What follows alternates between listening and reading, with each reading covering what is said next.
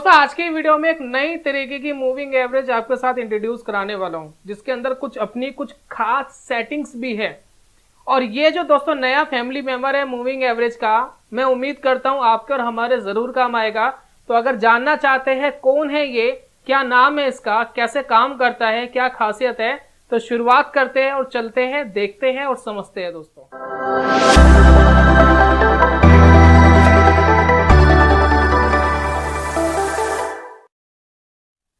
नमस्कार दोस्तों, स्वागत है आप सभी का ट्रेडिंग चैनल के यूट्यूब चैनल में। मेरा नाम है अनमोल मित्तल। ये जो नया मेंबर है मूविंग एवरेज का, इसका नाम है ALMA, ये शॉर्ट में है।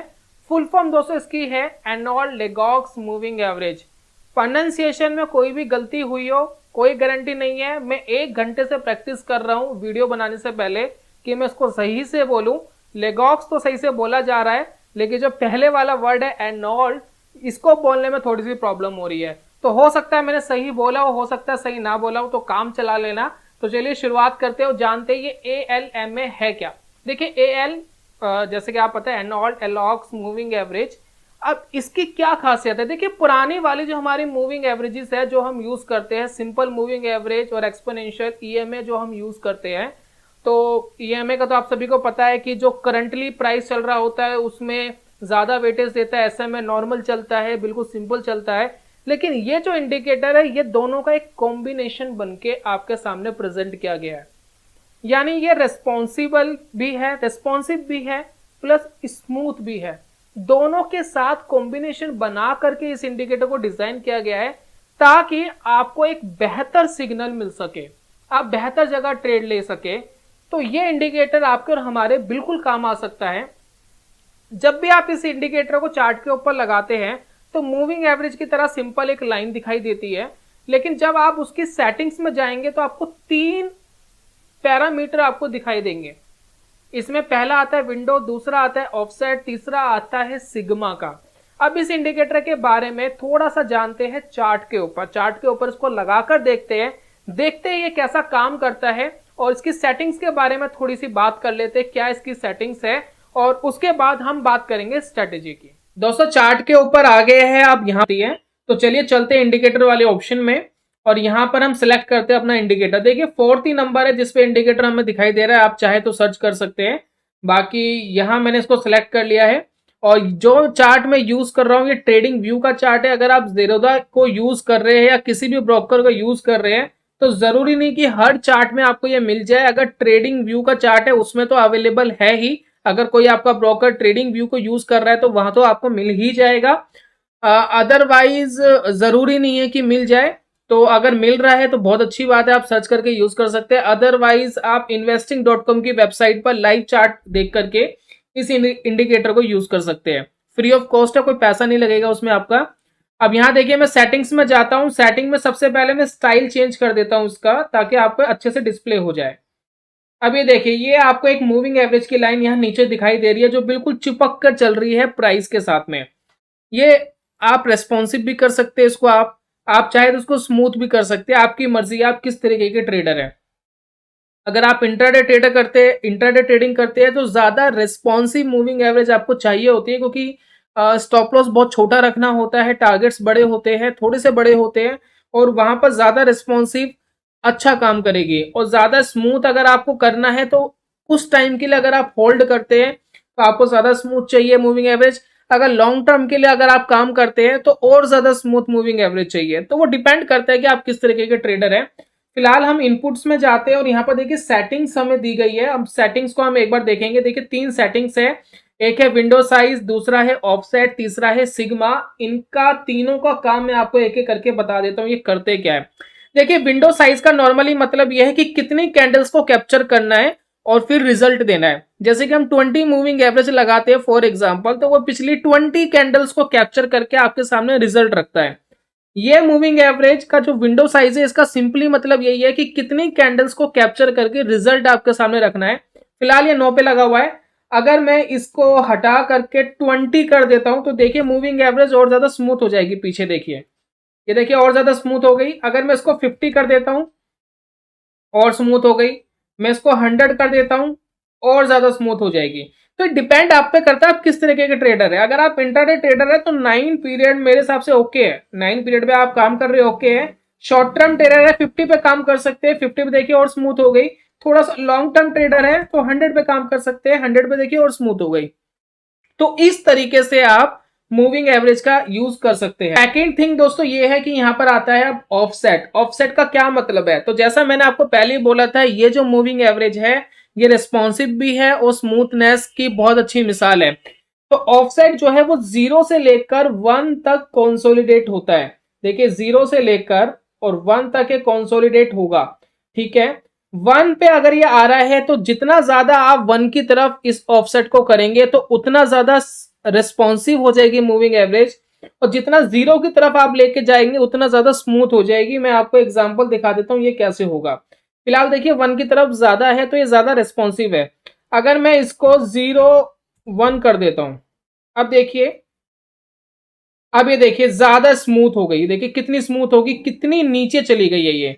तो इसी तरीके से आप यहां पर कैप्चर कर सकते हैं कि आपको किस तरीके की मूविंग एवरेज लेना ज्यादा पसंद है। तो यहां पर देखिए मैंने कितना ज्यादा इसको स्मूथ कर दिया। अगर मैं इसको 9 पीरियड पे भी लेकर आता हूं देखिए तो ये थोड़ा सा स्मूथ हो गई है, ये बहुत ज्यादा चिपक के अभी नहीं चल रही है। लेकिन अगर मैं इसको अब 1 के आसपास ले जाता हूँ, 99 पे ले जाता हूँ, तो देखिए बहुत ज्यादा रिस्पॉन्सिव हो जाएगी। ये देखिए प्राइस के साथ चिपक के चलना शुरू कर देगी। तो डिफॉल्ट सेटिंग में तो हम 85 को ज्यादा कंसीडर करते हैं इसको लेना। आप चाहे तो अपने हिसाब से ले सकते हैं कि आपको कितना स्मूथ चाहिए, कितना रिस्पॉन्सिव चाहिए। उसके बाद दोस्तों तीसरा यहां पर आता है सिग्मा। सिग्मा का दोस्तों मतलब ये है, नॉर्मली ये है कि एक फिल्टर है।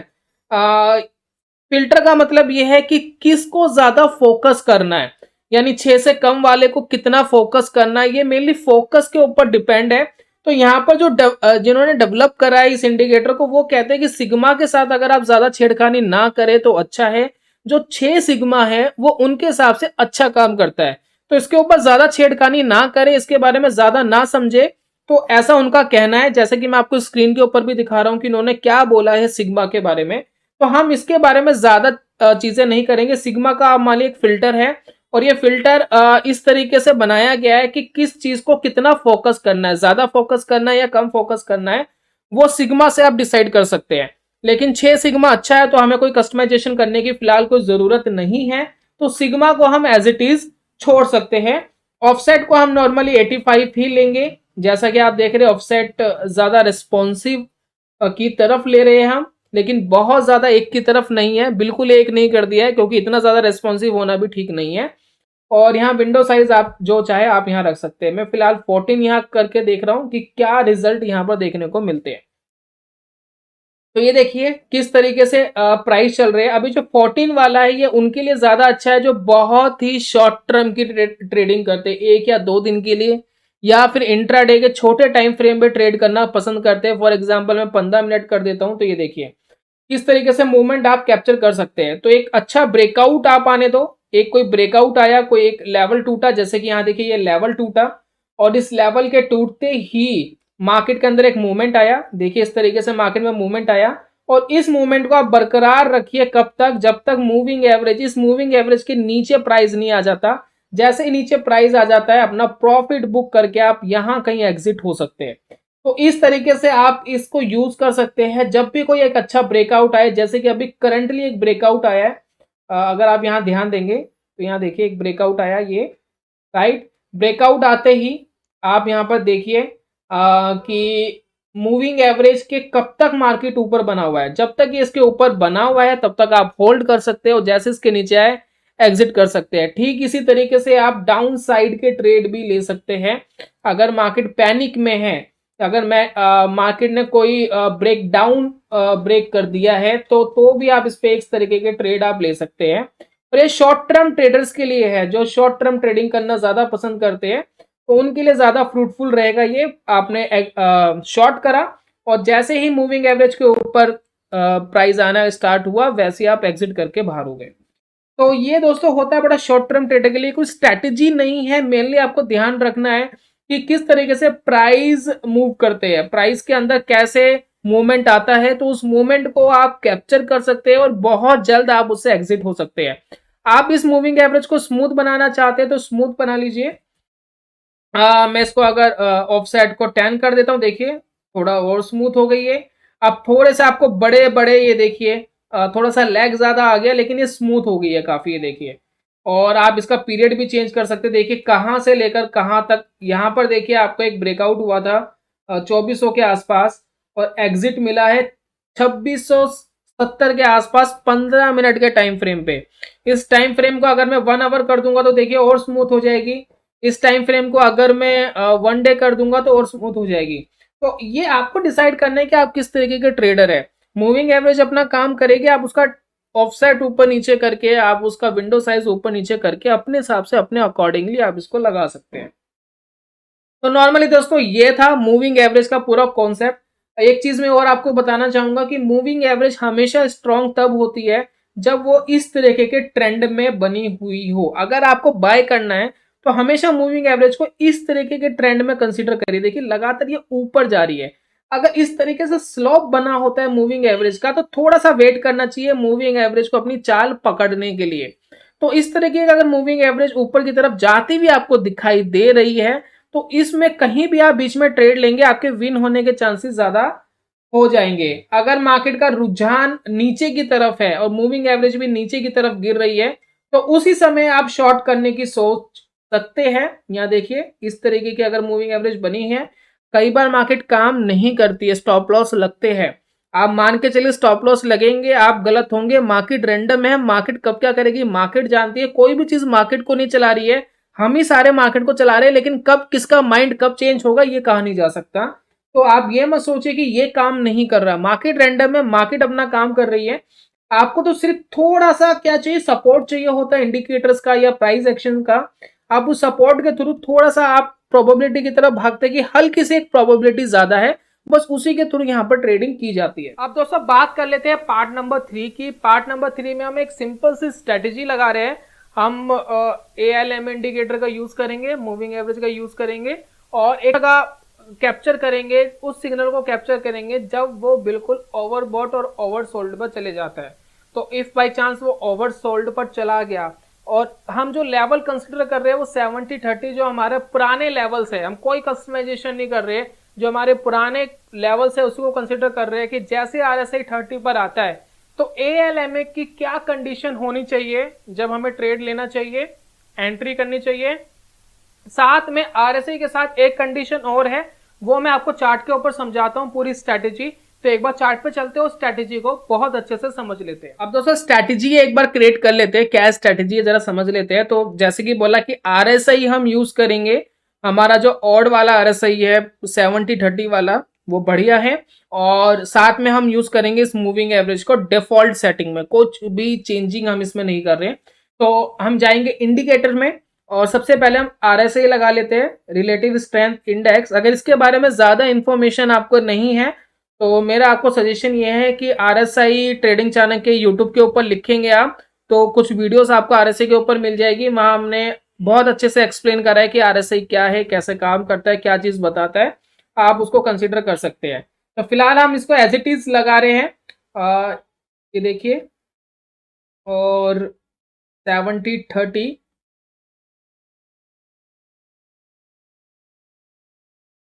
और राइट। अब इस तरीके से हमने इसको ऐड कर लिया है। तो ट्रेड कब लेना है दोस्तों, तो बड़ा सिंपल है, ट्रेड तब लेना है जब RSI 30 के ऊपर आ जाए। 30 पे जब RSI आ जाएगा तब हम ट्रेड को लेंगे, तब हम एंट्री करेंगे। लेकिन सेकंड कंडीशन हमारी ये है कि हम एंट्री तो करेंगे लेकिन साथ में हमें एक ब्रेकआउट भी चाहिए। हमारी जो मूविंग एवरेज है ALMA का, उसका ब्रेकआउट भी चाहिए जो हम डिफॉल्ट सेटिंग में यहाँ लगा रहे हैं। अब यहाँ पर देखिए स्टाइल हम थोड़ा सा चेंज कर देते ताकि अच्छे से डिस्प्ले हो जाएगी। और तो इस तरीके से हम इसको कंसीडर कर रहे हैं। अब यहां पर हम लेंगे, अब यहां पर देखिए स्ट्रैटेजी क्या है कि हम ट्रेड लेंगे जब सबसे पहले तो हमें सिग्नल मिलेगा कि RSI पहुंच गया 30 के आसपास, राइट। तो पहला सिग्नल हमें क्या मिला कि RSI 30 के आसपास पहुंच गया। फिर हम वेट करेंगे कोई एक क्लोजिंग आ जाए इस मूविंग एवरेज के ऊपर प्राइस की। देखिए यहाँ पर एक क्लोजिंग आ गई है मूविंग एवरेज में प्राइस की, ये देखिए यहाँ देखिए यहाँ क्लोजिंग आ गई है, इस मूविंग एवरेज के ऊपर निकल गया है। और जो जो कैंडल इसके ऊपर निकली है उसका हाई ब्रेक हो जाए, तो जैसे ही उसका हाई ब्रेक होगा वैसे हम ट्रेड में एंट्री करेंगे। तो यहाँ देखिए इसका हाई भी ब्रेक हो गया, ये देखिए ये इसका हाई था, ब्रेक होते ही हमने एंट्री करी है। नीचे वाला जो पॉइंट होगा ये देखिए ये इसका आपका करंटली स्टॉप लॉस होगा। आप यहाँ स्टॉप लॉस लेंगे और जितना आपका स्टॉप लॉस है उसका आपको 3 गुना आपको अपना टारगेट रखना है। तो यहाँ पर अगर मैं देखूं यहाँ पर जो आपका स्टॉप लॉस है 20 या 25 रुपए का अप्रोक्स स्टॉप लॉस आ रहा है, तो आप यहाँ पर 70 के आसपास 70-80 रुपए के आसपास अपना टारगेट रख सकते हैं। तो 370 रुपए से हमने जर्नी स्टार्ट करी और इजिली देखिए ये 500 तक इसने हाई मारा है। यहाँ देखिए हाई मारा है और इस हाई पर हम कहीं ना कहीं एग्जिट हो जाएंगे। दैट्स इट, ये हमारी स्ट्रेटेजी है, इस स्ट्रेटेजी को हम फॉलो करने वाले हैं। और मैं 2-3 एग्जांपल आपको इस पर्टिकुलर स्टॉक पे ही दे देता हूं। अच्छा एक चीज और है, एक चीज मैं मिस कर गया आपको बताने के लिए।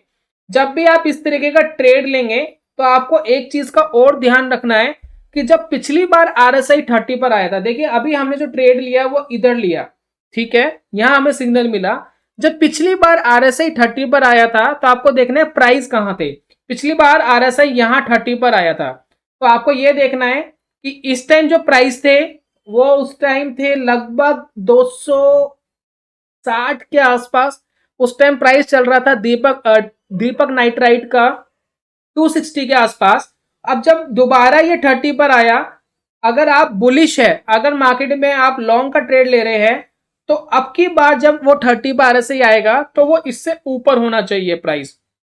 अगर प्राइस इससे ऊपर नहीं, इस प्राइस अगर इससे नीचे है तो समझ लेना मार्केट के अंदर डाउन साइड के चांसेस ज्यादा है, मार्केट नीचे जा सकती है। तो इसलिए आपको हमेशा ध्यान रखना है, जब पिछली बार RSI 30 पर आया था तब उसमें प्राइस क्या था, और अब जो करंटली प्राइस अगर आप लॉन्ग कर रहे हो तो वो उससे ज्यादा होना चाहिए।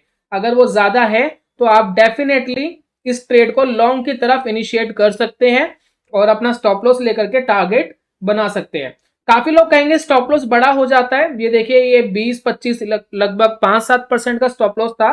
तो हमेशा ध्यान रखिए आप अपनी क्वांटिटी कम करके उसको 1 या 2% के स्टॉप लॉस पे ला सकते हैं। 1 से 2% से ज्यादा किसी स्टॉक में किसी भी ट्रेड में आपका रिस्क नहीं होना चाहिए। तो क्वांटिटी कम लीजिए, जरूरी नहीं आपके पास 10 लाख रखा है 10 के 10 लाख स्टॉक लेने, आप उसको 2 लाख का 3 लाख का ट्रेड ले सकते हैं।